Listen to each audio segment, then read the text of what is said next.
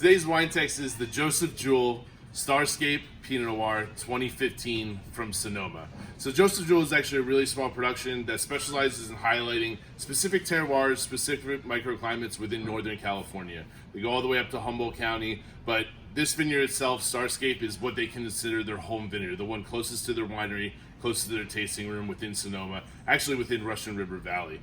I talked about, in the write-up below, how important it is to, a lot of people kind of go across small names and not really researching the wine. This is a perfect example of a wine that has an unbelievable background. The vineyard itself is only about 26 acres. They make, a couple different grapes, but Pinot Noir is definitely king there.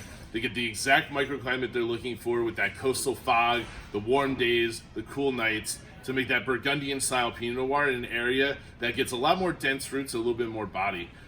The really great kind of part about this that not a lot of people know is that the vineyard itself rests right along Kistler. So Kistler is one of the biggest names within Sonoma, making some of the best wines and some of the most collectible wines. You're going to be able to get a quality of grape that produces amazing wine, very similar to something that's selling in that $50, $100, $120 price point.